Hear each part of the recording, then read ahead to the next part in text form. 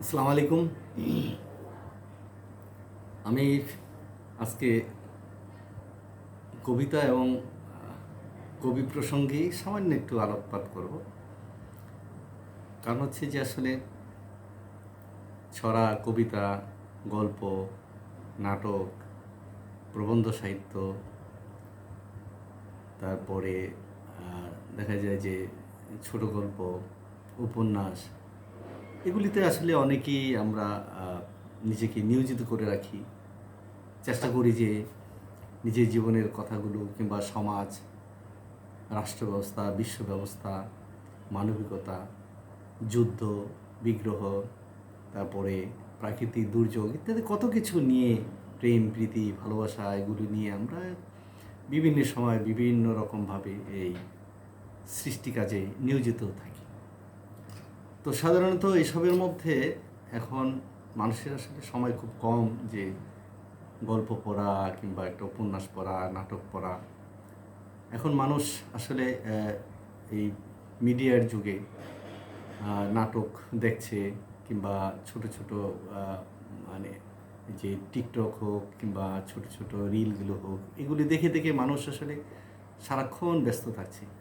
আর কবিতা যেহেতু ছোট, স্বাভাবিক পর্যায়ে একটু চোখ বুলালেই কবিতার মর্মটা বোঝা যায় সেখানে। তো আমার কাছে কিছু কিছু জিনিস মনে হয় এরকম যে অনেকে কবিতা লিখেন কিন্তু সাথে একটা ছবি দেন। ছবি মানে নিজের ছবি দেন। তো সেক্ষেত্রে মন্তব্য দেখি সুন্দর, অপূর্ব, অসাধারণ। এখন আমার মনে প্রশ্ন জাগে যে আমারও কিছু কিছু লেখায় হয়তো এরকম মন্তব্য আসে। আমি অবশ্য ছবি দেই না, কিন্তু যারা ছবি দেয় এখন কি অসাধারণ, সুন্দর, অনুপম, দুর্দান্ত, এটা কি লেখাকে বলা হচ্ছে? লেখার ক্ষেত্রে, কবিতার ক্ষেত্রে মন্তব্যটা হচ্ছে নাকি ছবিটার ক্ষেত্রে মন্তব্য হচ্ছে? তো আসলে কবিতার সাথে নিজের একটা ছবি দিতে হবে কেন? এটা তো প্রয়োজন নেই, কারণ নাম তো আছেই যে কে লিখছে, তাই না? সেখানে নাম আছে। আর মূলত কবিতাটা আসলে কি সেটাই বড় ব্যাপার। তো আমি অনেকের কবিতাই পড়ি, কারণ আমার নিজের স্বার্থে আমি পড়ি। অর্থাৎ কবিতা পড়ি এই কারণে যে কবিতা আসলে জীবনকে খুঁজে পাওয়া যায়। যে কথাটা হয়তো আমি জানি না, অন্যে জানে, সেই কথাটা আমি হয়তো জেনে আনন্দ পাই, তৃপ্তি পাই। এটাই নিয়ম। তা আমি অনেকের কবিতাই খুঁটি খুঁটি পড়ি। সময় যদিও কম, তারপরেও কবিতা পড়ার চেষ্টা করি। সে আমার কাছে পরিচিত অপরিচিত বলে কথা নয়। যে কবিতা আমার ভালো লাগে আসলে মনের দিক থেকে তাকে ধন্যবাদ দিই, তাকে লাইক কমেন্টও করি। কিন্তু কিছু কিছু কবি আছেন যারা লিখেন যে একই বিষয়বস্তুর উপরে অনর্গল লিখে যাচ্ছে। কেন? দুনিয়াতে কি প্লটের অভাব আছে? দুনিয়াতে সমস্যার অভাব আছে? কত রকম ঘটনা ঘটছে, কত ভিন্নতা আছে। মানুষের সাথে মানুষের ভিন্নতা আছে, সমাজের সাথে সমাজের ভিন্নতা আছে, রাষ্ট্রের সাথে রাষ্ট্রের ভিন্নতা আছে। হ্যাঁ, লক্ষ লক্ষ কোটি কোটি এই ভিন্নতা। কিন্তু কবিতা আমি কিছু কিছু কবির সেই 10 বছর যাবৎ পড়তেছি একই ধারার, একই ঘরানার, একই শব্দ বেশিরভাগ ক্ষেত্রেই ব্যবহার করছে। হ্যাঁ, শব্দগুলো তো অভিধানে আছে, শব্দগুলো তো ব্যবহার করেই যায়। কিন্তু অতি পরিচিত একই কাহিনী, একই প্ল্যাটফর্ম, একই মানে ঘটনাকে হাজারটা কবিতা লিখে তো দরকার নেই। তাই আমি অনেক সময় ওই কবিতাগুলো দেখি অনেকেই অসাধারণ বলে, দুর্দান্ত বলে, মানে সেই রকম মন্তব্য। কিন্তু যিনি প্রথম পড়েন তিনি হয়তো বলবেন ঠিক, আমিও যখন ওই লেখাটি পড়ি তখন মনে হয় আসলে একটা ভালো লেখা, আমি পড়েছি। কিন্তু যখন পরপর প্রতিদিনই দেখি একটি দুইটি কবিতা উনি একই ঘরানার ছাড়ছেন, তখন আর আমার মন্তব্য করতে ইচ্ছা হয় না কিংবা লাইক কমেন্ট দিতে ইচ্ছা হয় না। কারণ আমি একটা বিষয়তে জেনে ফেলছি যে উনি কে, উনি কী লিখতে পারেন। তো একই জিনিস যদি সেই আহ, বারবার তিনি পড়ান, তাহলে তো আমি পড়বো না, কারণ আমার সময়ের তো দাম আছে। কিন্তু জীবন এত সংক্ষিপ্ত, আমাকে এখন বেছে বেছে পড়তে হবে, বেছে বেছে জামা কাপড়ও পরতে হবে, বইও পড়তে হবে, তারপরে বেছে বেছে খেতে হবে, বেছে বেছে সিনেমা দেখতে হবে, নাটক দেখতে হবে, রিল দেখতে হবে, কিংবা টিকটক দেখতে হবে, সব কিছু বেছে বেছে যেই জিনিসগুলো আমার জীবনে কাজে লাগে। যেগুলো আমার অপ্রয়োজন সেগুলো তো আমি দেখবো না। জোর করে তো আমি আমার মনকে তো ওইখানে বসাতে পারবো না, আর পারা উচিতও না। আমি তো বললাম যে সময়টা এত আমাদের সংক্ষিপ্ত হয়ে গেছে যে একদিকে বিভিন্ন লাইভ হচ্ছে, একদিকে বিভিন্ন ভিডিও প্রকাশ হচ্ছে, একদিকে রিল, একদিকে টিকটক, একদিকে লেখা, একদিকে কবিতা, গল্প, প্রবন্ধ, রাজনীতি, অর্থনীতি, বিভিন্ন কোন দিকে যাবে। একটা মানুষ 24 ঘন্টার ভিতর 8 ঘন্টা যদি ঘুমাসে, আর থাকে 16 ঘন্টা। 16 ঘন্টার ভিতর গোসল, খাওয়া দাওয়া, প্রাকৃতিক কাজ, সারা টারা এগুলিতে যাবে 4 ঘন্টা।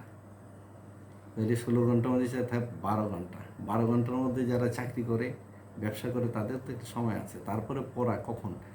যার জন্য সবাই সবার লাইক কমেন্ট করতে পারে, মন্তব্য করে। মন্তব্য করাটা আরও কঠিন, কারণ সময়টা লিখতে হয়।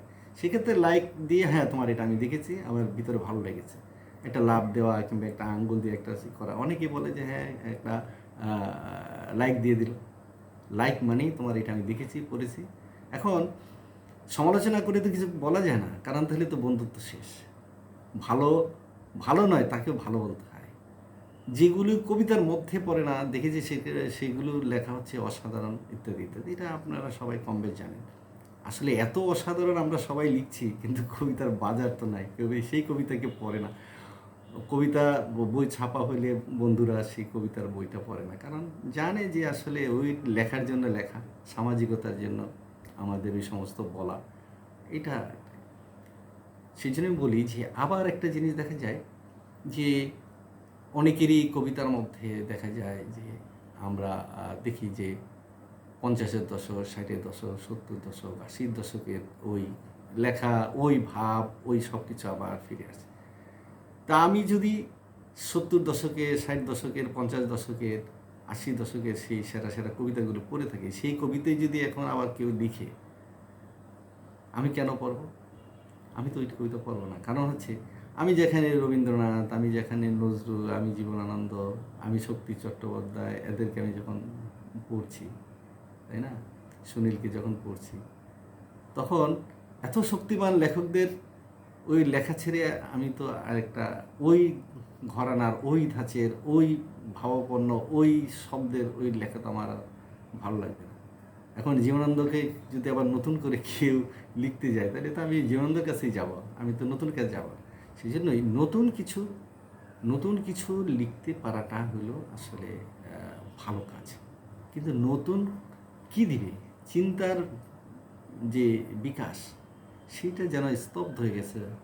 আর বিশেষ করে দেখা যায় যে সমাজ নিয়ে, মানুষ নিয়ে, রাজনীতি নিয়ে, অর্থনীতি নিয়ে, রাষ্ট্র ব্যবস্থা নিয়ে, বিশ্ব ব্যবস্থা নিয়ে, যুদ্ধ নিয়ে, এগুলি নিয়ে খুব কম লেখা হয়, এবং সবই একদম হালকা পাতলা ঘরানার লেখাগুলো। আরে বাবা, প্রেম নিয়ে, প্রীতি নিয়ে আর কত, এগুলি যারা সেরা সেরা কবি তারা লিখে গেছেন। এখন নতুন লিখতে গেলে তাদেরকে টেক্কা মেরে লিখতে হবে। সেই জ্ঞান, মেধা, বুদ্ধি, সেই চর্চা, অধ্যবসায় বড় কঠিন জিনিস। ওইটা না হলে মানে আমি সাধারণত হাত দিতে চাই না।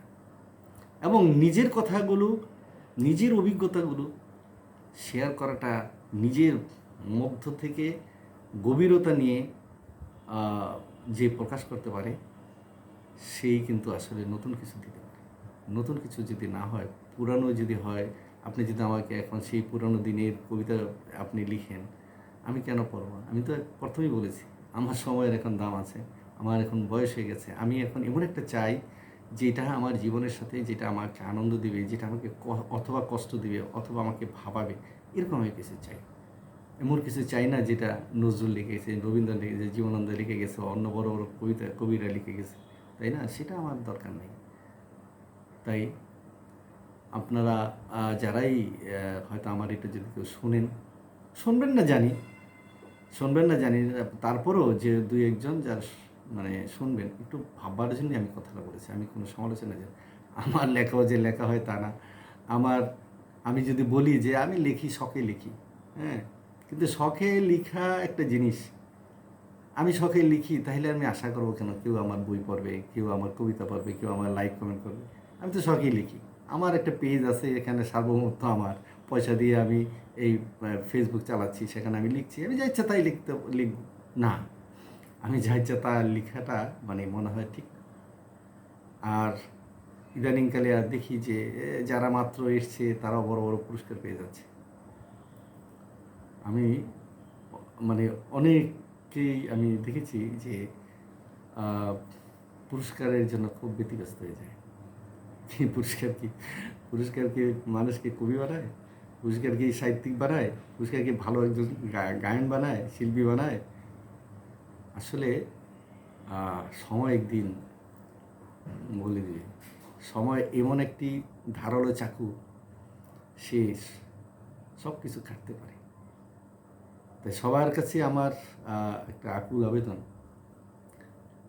যদি নতুন কিছু দিতে না পারেন তাহলে লেখাটা একটু কমাই দেন, তাহলেই ভালো থাকবেন এবং তাহলেই বেঁচে থাকবেন। আর নিজে অর্জন করারই চেষ্টা বেশি করতে হবে। নিজে অর্জন করলে ভালো। এগুলো কোনো জ্ঞান দেওয়ার কথা না, এটা আমার আমার আমার নিজের অভিমতের কথাগুলো বলছি। কে মনক্ষুণ্ণ হলেন, কিচ্ছু আসে যায় না, কারণ আপনি আমাকে কিছু দেন না। বরঞ্চ আমি আপনার লেখাটা পড়ি কষ্ট করে, সময় নষ্ট করে। কারণ যে আপনি কষ্ট করে লিখছেন, কিন্তু যখন দেখি যে এটা একটা মানে মানে কোনো আমার কোনো কাজেই লাগছে না, আমি কিছু শিখছি না, বরঞ্চ যা শিখেছি তা ভুলে যাচ্ছি, তাহলে সেখানে আমার কিন্তু কষ্ট হয়। আপনি এত কষ্ট করে একটা কবিতা লিখে ফেললেন, আর আমি পড়লাম, পড়ে কিছুই বুঝলাম না, আবার এমন কঠিন কঠিন মানে ভাষা ব্যবহার করে, মানে যেটা আমিই বুঝি না। আরে বাবা, আমার তো বোঝার বয়স হয়েছে, তো আমার বোঝার বয়স হয়েছে 1970 সাল থেকে লেখালেখির সাথে জড়িত, সাংবাদিকতার সাথে জড়িত, 34 বছর শিক্ষকতার সাথে জড়িত। আমি তো একদম মাথার মধ্যে আমার তো গিলু যদি না থাকতো তাহলে তো এইভাবে চলতে পারতাম না। বড় বড় পত্রিকায় চাকরি করেছি, অ্যাসিস্ট্যান্ট এডিটর হিসেবে কাজ করেছি, তো সেখানে আমি তো কিছু বুঝি না, বোঝার তো কিছু নাই। আর আপনার কবিতা আমি বুঝি না, তাহলে আমি এত ব্যর্থ হয়ে গেলাম? কবিতা বোঝার জন্য লেখেন। আর যদি যে কবিতা আপনার কাছে মনে হয় যে আপনি কিছু করে ফেলছেন, তাহলে প্লিজ একটা বই বের করেন, আমাদের সামনে আনবেন না এবং আমার বন্ধুর থেকে চলে যাবেন। আমার এরকম কঠিন বন্ধু, যাকে আমি বুঝতে পারবো না, দুর্বোধ্য অন্ধকার, সেই বন্ধু আমার প্রয়োজন নেই। ভালো থাকবেন সবাই।